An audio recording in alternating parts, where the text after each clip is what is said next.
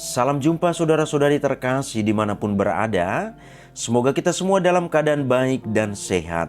Dan semoga Tuhan yang Maha Baik selalu dan senantiasa menyertai kita. Saudara-saudari, pada sesi ini saya mengajak kita untuk melihat sejak kapan gereja disebut Katolik. Saudara-saudari, istilah Katolik merupakan istilah yang sudah ada sejak abad awal, yaitu sejak zaman Santo Polikarpus, yang merupakan murid dari Rasul Yohanes untuk menggambarkan iman Kristiani. Bahkan pada zaman para rasul, sebagaimana dicatat dalam kitab suci, yakni Kisah Rasul bab 9 ayat 31, menuliskan asal mula kata gereja Katolik, yakni dari kata bahasa Yunani katolikos. Ayatnya berbunyi demikian: selama beberapa waktu, jemaat di seluruh Yudea, Galilea dan Samaria berada dalam keadaan damai. Jemaat itu dibangun dan hidup dalam takut akan Tuhan. Jumlahnya makin bertambah besar oleh pertolongan dan penghiburan Roh Kudus. Kisah Rasul bab 9 ayat 31. Di sini kata katolikos dalam bahasa Indonesia artinya jemaat, umat seluruh, universal, atau gereja Katolik. Sehingga kalau ingin diterjemahkan secara konsisten, maka Kisah Rasul bab 9 ayat 31 bunyinya adalah sebagai berikut. Selama beberapa waktu, gereja Katolik di Yudea, Galilea dan Samaria berada dalam keadaan damai. Gereja itu dibangun dan hidup dalam takut akan Tuhan. Jumlahnya makin bertambah besar oleh pertolongan dan penghiburan Roh Kudus. Saudara-saudari, namun nama gereja Katolik baru resmi digunakan pada awal abad kedua atau tahun 107 ketika Santo Ignatius dari Antioquia menjelaskan dalam suratnya kepada jemaat di Smyrna untuk menyatakan bahwa gereja Katolik adalah gereja satu-satunya yang didirikan Yesus Kristus untuk membedakan dari para heretik pada waktu itu, yang juga mengaku sebagai jemaat Kristen tetapi menolak bahwa Yesus adalah Allah yang sungguh-sungguh menjelma menjadi manusia. Dengan surat tersebut, Santo Ignatius mengajarkan tentang hierarki gereja, imam, dan ekaristi yang bertujuan untuk menunjukkan kesatuan gereja dan kesetiaan gereja kepada ajaran yang diajarkan oleh Kristus Yesus. Demikian penggalan kalimatnya. Di mana uskup berada, maka di sana pula umat berada. Sama seperti di mana ada Yesus Kristus, maka di sana juga ada gereja Katolik.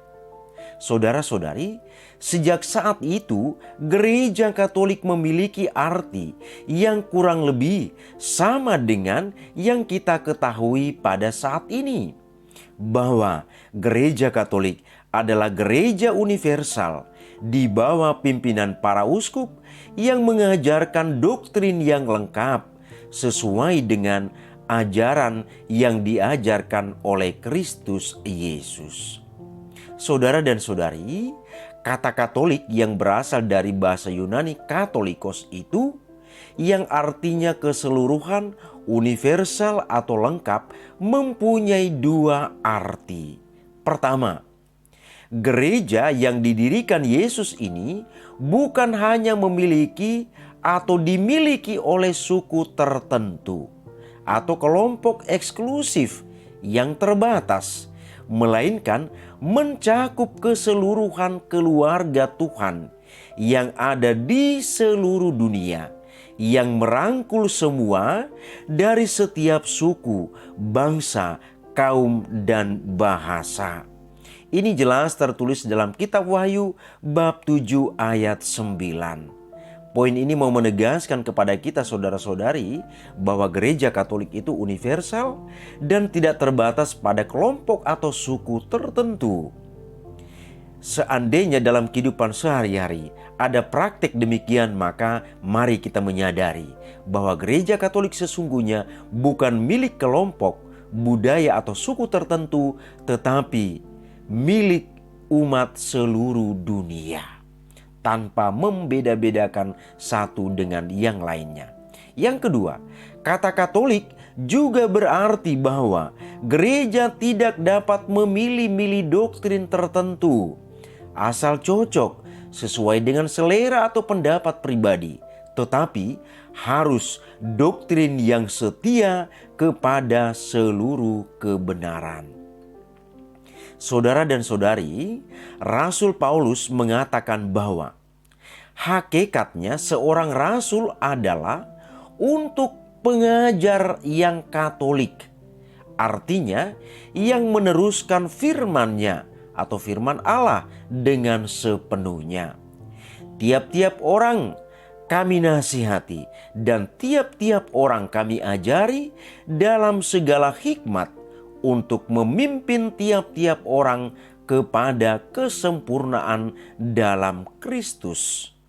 Kolose bab 1 ayat 25 dan ayat 28. Maka gereja Kristus disebut sebagai Katolik atau universal sebab ia dikaruniakan kepada segala bangsa. Oleh karena Allah Bapa adalah pencipta segala bangsa. Sebelum naik ke surga, Yesus memberikan amanat agung agar para rasulnya pergi ke seluruh dunia untuk menjadikan semua bangsa murid-muridnya. Injil Matius bab 28 ayat 19 sampai dengan ayat 20. Saudara dan saudari, sepanjang sejarah, gereja Katolik menjalankan misi tersebut, yaitu menyebarkan kabar gembira pada semua bangsa. Sebab Kristus menginginkan semua orang menjadi anggota keluarganya yang universal. Galatia bab 3 ayat 28. Kini gereja Katolik ditemukan di semua negara di dunia dan masih terus mengirimkan para misionaris untuk mengabarkan Injil. Gereja Katolik yang beranggotakan bermacam-macam bangsa dari berbagai budaya menggambarkan keluarga kerajaan Allah yang tidak terbatas hanya pada negara atau suku bangsa tertentu. Namun demikian, nama gereja Katolik tidak untuk dipertentangkan dengan istilah Kristen yang juga sudah dikenal sejak zaman para rasul. Kisah Rasul bab 11 ayat 26. Sebab Kristen artinya adalah pengikut atau murid Kristus. Maka istilah Kristen mau menunjukkan bahwa umat yang menamakan diri Kristen menjadi murid Tuhan bukan karena sebab manusiawi belaka, tetapi karena mengikuti Kristus yang adalah Sang Mesias, Putra Allah yang hidup. Saudara dan saudari, umat Katolik juga adalah umat Kristen yang juga menghidupi makna Kristen secara sepenuhnya atau secara penuh. Sebab gereja Katolik menerima dan meneruskan seluruh ajaran Kristus sebagaimana yang diajarkan oleh Kristus dan para rasul yang dilestarikan oleh para penerus mereka. Demikianlah ulasan saudara-saudari, sejak kapan gereja disebut Katolik. Semoga bermanfaat bagi kita. Terima kasih, Tuhan memberkati.